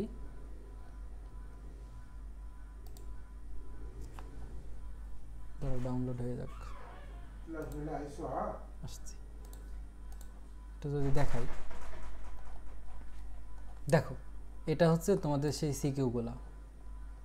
সিকিউগুলোতে মেইনলি 2টা টপিক থাকে, ক্যালোরিমিতি আর দৈর্ঘ্যের প্রসারণ। যেমন দেখো এখানে আমাদের কি নিয়ে কাজ করতেছে, এখানে আমাদের এই যে দৈর্ঘ্যের প্রসারণ নিয়ে কাজ করতেছে। ঘ নম্বর প্রশ্নটা দেখো, দৈর্ঘ্যের প্রসারণ। এখানে বলতেছে যে আমাদের ফারেনহাইট স্কেলে প্রকাশ করতে বলতেছে তাপমাত্রা। তারপরে তোমাকে আমি আরেকটা সেট দেখাই, এই সেটগুলো করবা বাড়িতে, বুঝছো? এগুলো 18, 19, 20 সালের প্রশ্ন।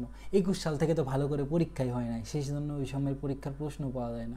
এই যে কক্ষ তাপমাত্রার পাঠ ফারেনহাইট স্কেলে প্রকাশ করো, দণ্ডতের দৈর্ঘ্য প্রসারণ সহগ কত হবে নির্ণয় করো। তারপরে আবার দেখো এত তাপমাত্রায় ইস্পাতের পথের দৈর্ঘ্য কত এবং তাপ প্রয়োগে ABC এর প্রসারণ ভিন্ন ভিন্ন হয়। মানে এক কথায় সব কিছু কিন্তু এই প্রসারণ রিলেটেড প্রশ্নই আসে। তোমাকে আমি আরও প্রশ্ন দেখাই, দেখো এখানে বলতেছে লোহার পাতের দৈর্ঘ্য প্রসারণ নির্ণয় করো। তারপরে কি, একটু ঘুরাই দিই শান্তিতে, দেখো এই যে লোহার পাতের দৈর্ঘ্য প্রসারণ নির্ণয় করো, আবার তাপমাত্রা 40 ডিগ্রি থেকে বেড়ে রেল লাইনের উপরে কী প্রভাব পড়বে, মানে রেল লাইনের অঙ্ক আর কি। মানে রেল লাইনে যদি ওই সেট করে আসো, তোমাকে এই সেটে কে আটকাবে? তুমি তো কঠিন জিনিস করে আসছো, তাই না? তারপরে দেখো এক কথায় সব কিছু দৈর্ঘ্য প্রসারণ নিয়েই আমি তোমাকে এটা দিয়ে দিবানে, হ্যাঁ? তুমি এখান থেকে দেখে নিতে পারবা যে এখানে ওর বাইরে কোনো কিছু নাই, আসলে এখানে ওর বাইরে কোনো কিছু নাই। তো তুমি বলো আজকের ক্লাসটা তুমি বুঝতে পেরেছো কিনা? আমি যদি নেক্সট উইকে এতটুকু পর্যন্ত পরীক্ষা নিই, তুমি কি পারবা? বলো তো, পারবা? ইলহাম পারা যাবে?